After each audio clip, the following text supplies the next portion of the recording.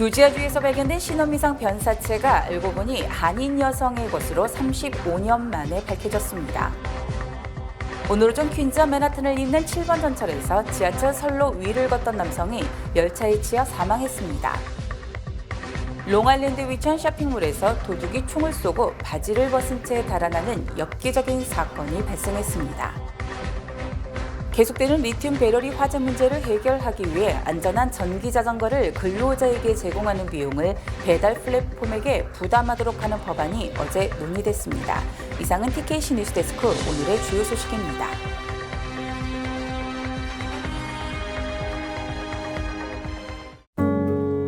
아름다운 제품에서부터 아름다운 사회를 만들기까지 키스는 뉴욕에서 시작하여 현재는 전 세계 12,000명의 직원들과 함께 끊임없이 도전하는 기업입니다. 사람을 생각하고 존중하는 기업.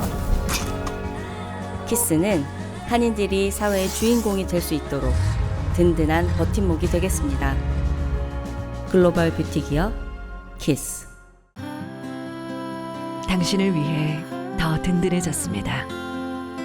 당신을 위해 더 넓어졌습니다. 당신의 가능성을 위해, 당신의 비즈니스를 위해 20년 한결같이 사람이 중심이 되는 은행. 20년의 든든함으로 더 큰 가능성을 만들어갑니다. Discover your possibilities. PCB Bank. 더 든든한 힘으로 더 전문적인 금융 서비스로 비즈니스의 가능성을 찾습니다. PCB뱅크 제공입니다. 시청자 여러분 안녕하십니까? 10월 24일 화요일 TKC 뉴스데스크 첫 소식입니다. 조지아주에서 발견된 신원미상 변사체가 알고 보니 한인 여성의 것으로 35년 만에 뒤늦게 밝혀졌습니다.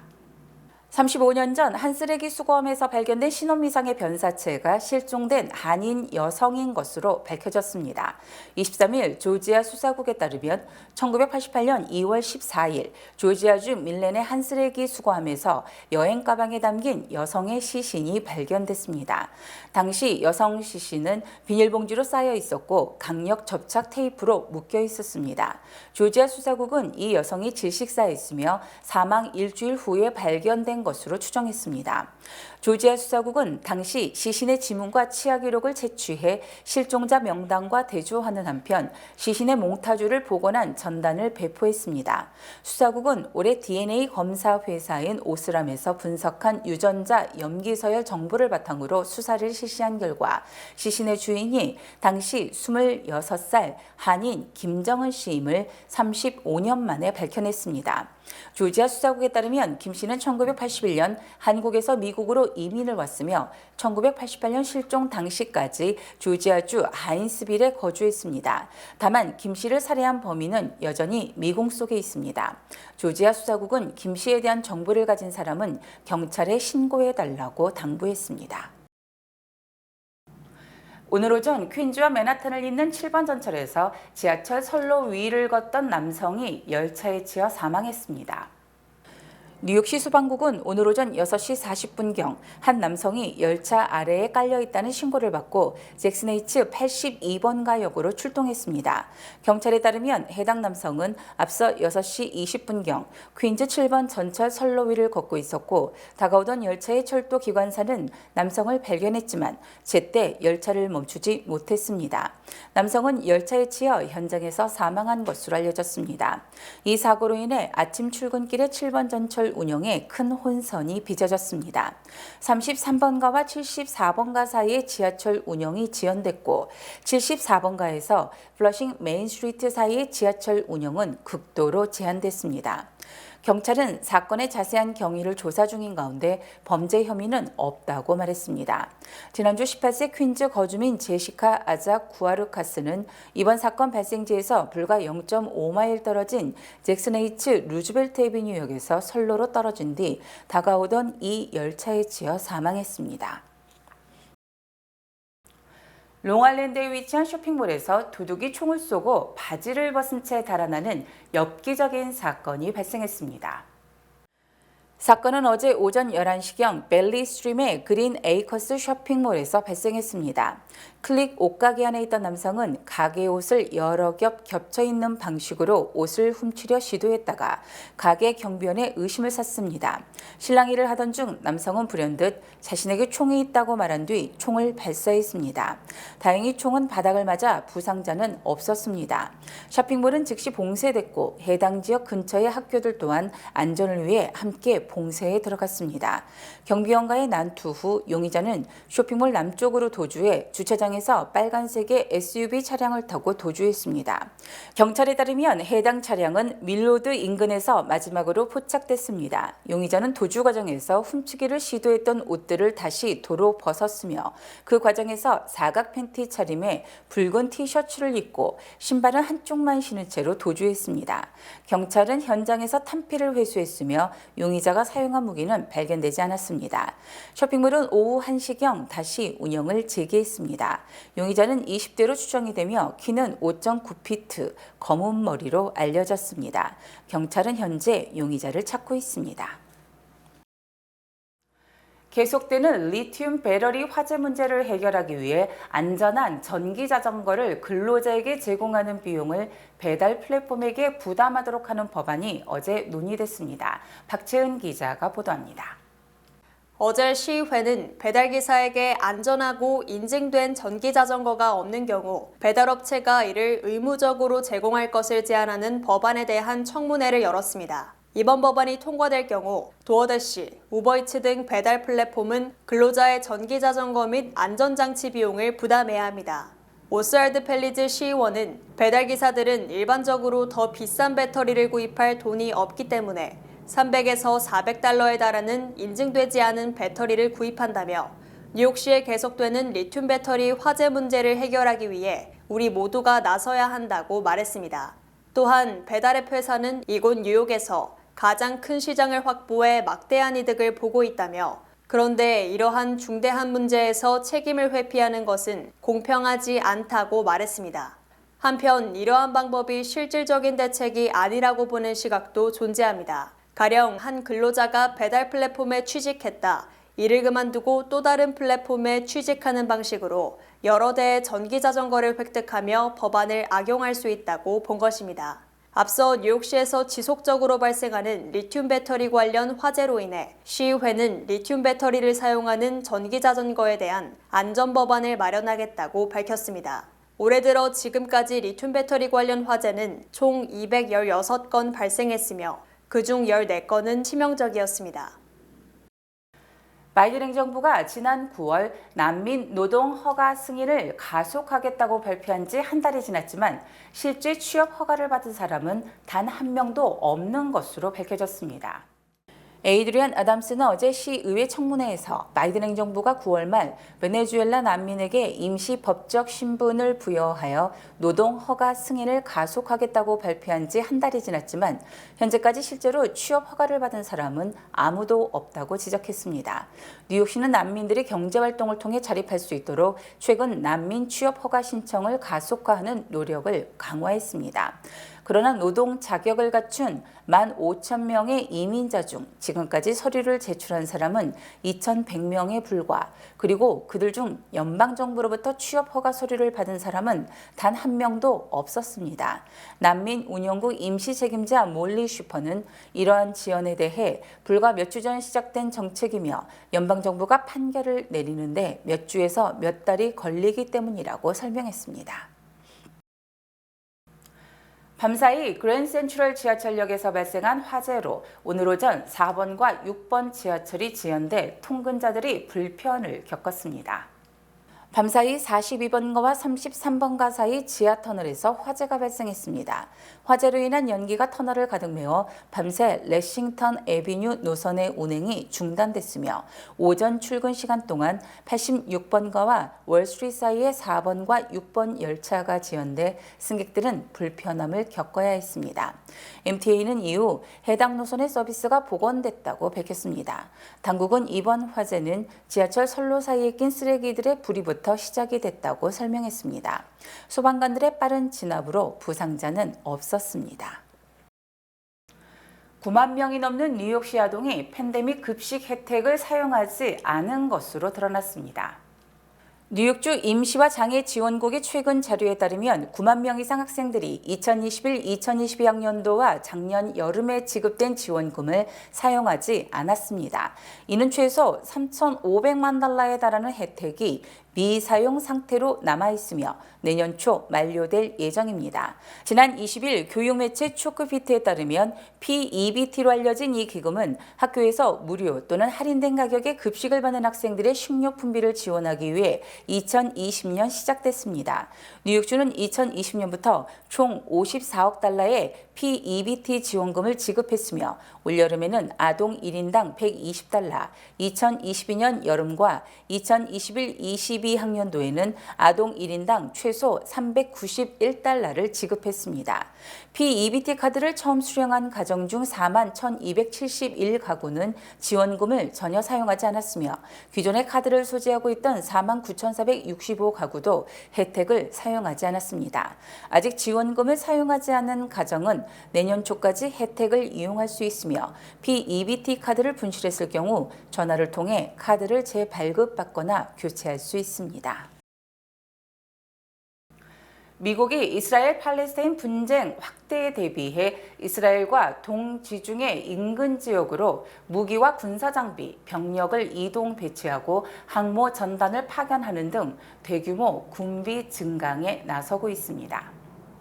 AP통신은 23일 미국이 이달 초 팔레스타인 무장정파 하마스의 이스라엘 기습 공격으로 양측 간의 무력 충돌이 발생한 후 2주에 걸쳐 이스라엘, 요르단, 키프로스 등과 동지중해 해역의 군비를 크게 증강했다고 전했습니다. 보도에 따르면 전날 밤까지 미국과 이스라엘 국방기관들이 임대한 62대의 민간 수송기가 특별 공수작전의 일환으로 이스라엘에 착륙했습니다. 이 수송기 중 한 대는 델라웨어주 도버 공군 기지를 4차례나 왕복 비행하며 미국의 첨단 무기들을 실어 날랐습니다. 다른 보잉 747 제트기는 이스라엘 남부 에일라트 외곽의 라몬 공항으로 더 많은 군사 장비를 운송했습니다.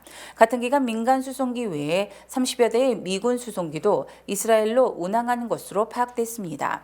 이 수송기들은 토니 블링컨 미 국무장관, 로이드 오스틴 국방장관, 마이클 쿠릴라 미군 중부사령관 등 미국 관리들과 병참 장비, 군수 지원품 등을 실어 나른 것으로 추정됩니다. 이스라엘 옆나라 요르단으로도 미군 전력과 장비들이 배치되고 있습니다. 뱅크 오브 호프가 3분기 실적 순이익 3천만 달러를 기록한 가운데 대규모 조직 개편을 통한 체질 개선에 나선다고 발표했습니다. 케빈 김 뱅크 오브 호프 행장은 23일 LA 한인타운 윌셔 본점에서 기자회견을 갖고 조직 개편 방안을 전격 발표했습니다. 김 행장은 핵심은 지역별 영업 조직을 사업 부분 상품 중심으로 재편하는 것이라며 이를 통해 고객들에게 더 나은 서비스를 제공하고 업무를 더 효율적으로 운영할 수 있게 됐다고 밝혔습니다. 결과적으로 상업금융, 소매금융, C&I 금융, 수수료 기반 비즈니스 금융 등 4개 부서로 재편됩니다. 이전에는 행장과 최고 운영 책임자 등 경영진과 함께 동부, 서부 등 지역 총괄이 은행을 이끌어왔는데 사업 그룹별로 전면적으로 바뀌게 되는 것입니다. 뱅크 오브 호프 내 경영진들의 역할도 바뀌게 됩니다. 대표적으로 김규성 동부지역 총괄 수석 전무가 상업금융 부분을 이끌게 됐습니다. 또한 상업금융과 함께 가장 중요한 소매금융은 현재 데니얼 김 전무가 임시로 총괄 중인데 곧 외부에서 책임자가 새로 부임할 예정입니다. 한편 뱅크 오브 호프 지주사 호프 뱅콥이 23일 발표한 3분기 실적에 따르면 순이익은 3천만 달러, 주당 25센트로 나타났습니다. 예상치를 상회했지만 전분기인 2분기 순이익 3,800만 달러, 주당 32센트와는 비교됩니다. 대손 충당금은 1,700만 달러로 늘어났습니다. 대입자격 평가시험 SAT에서 고득점을 받은 학생 3명 중에 1명은 경제력 상위 0.1% 가정 출신인 것으로 나타났습니다. 뉴욕타임즈는 23일 라지 채티 하버드대 경제학 교수 등이 2011년과 2013년, 2015년의 SAT 자료와 수험생 부모의 납세 자료를 분석한 결과 SAT에서 고득점의 기준이 되는 1,300점 이상을 받은 학생들의 가정을 소득별로 분류할 경우 상위 0.1% 가정 출신의 비율이 33%로 집계됐다고 보도했습니다. 이에 비해서 하위 20% 가정 출신 학생이 전체 고득점자에서 차지하는 비율은 0.6%에 불과했습니다. 국내에서 경제력 상위 0.1%는 연소득이 1,130만 달러 이상입니다.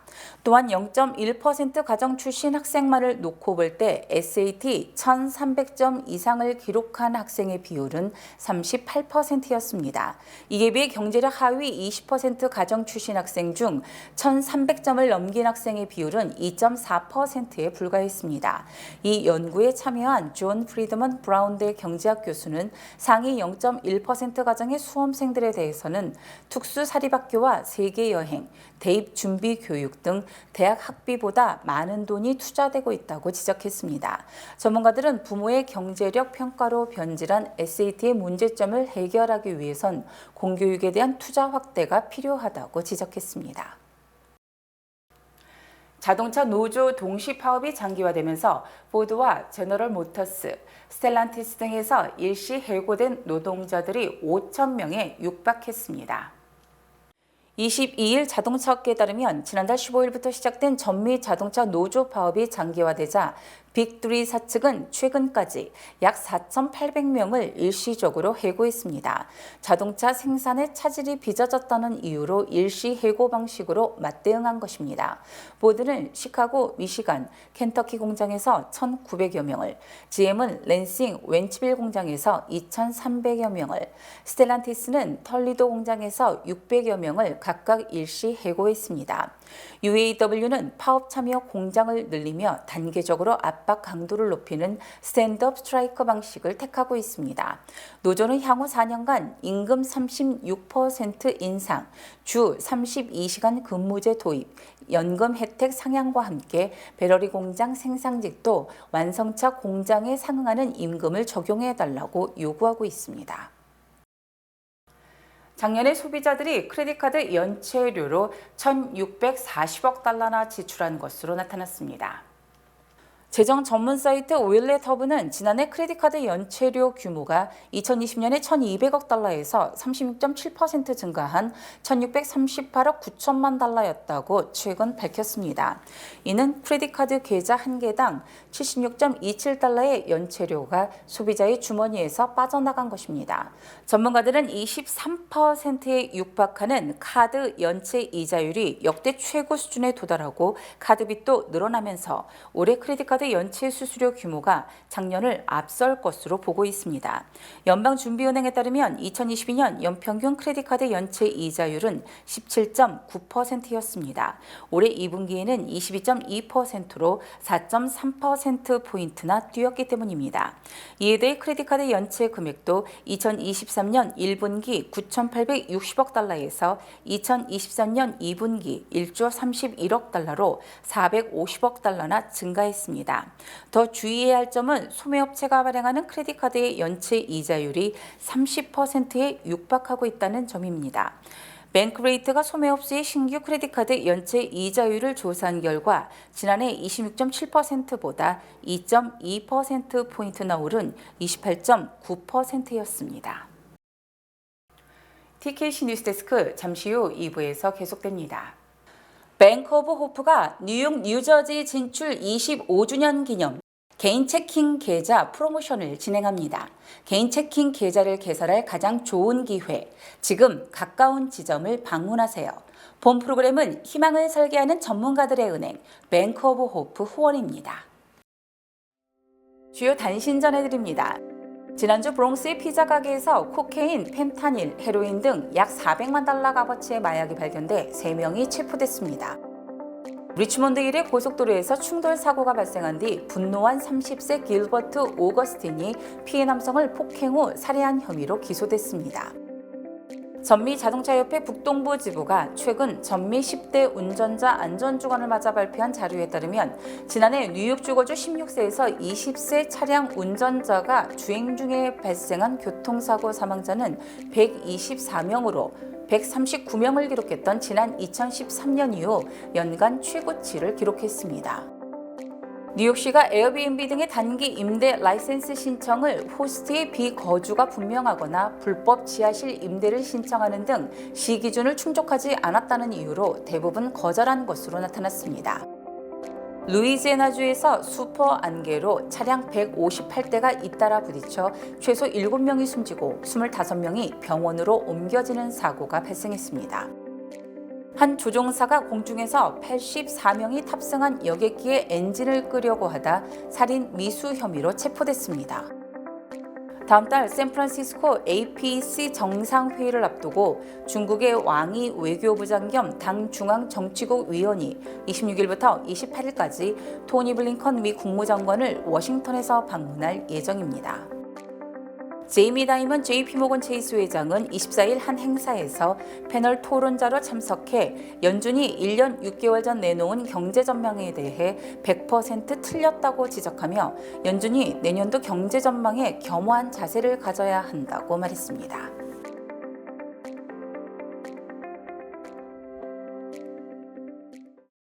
날씨 전해드립니다. 수요일인 내일은 대체로 맑은 날씨 예상됩니다. 내일 낮 최고 기온은 72도, 밤 최저 기온은 58도입니다.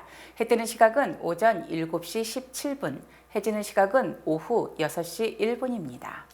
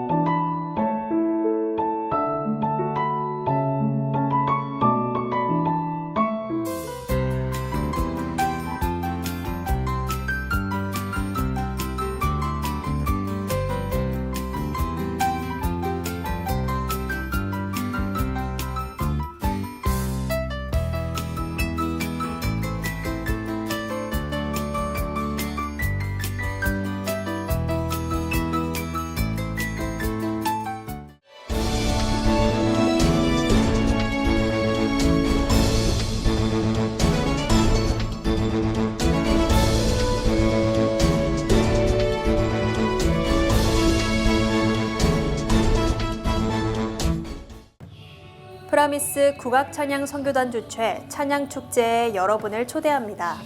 주의 길을 가리라라는 주제로 열리는 이번 찬양축제는 10월 29일 일요일 오후 5시 프라미스 교회 예루살렘 성전에서 열립니다. 이번 축제는 국악찬양 선교단이 활발한 선교 활동을 펼치도록 후원하기 위해 마련됐습니다. 여러분들의 적극적인 참여와 후원을 부탁드립니다. 국악찬양 선교단 할렐루야!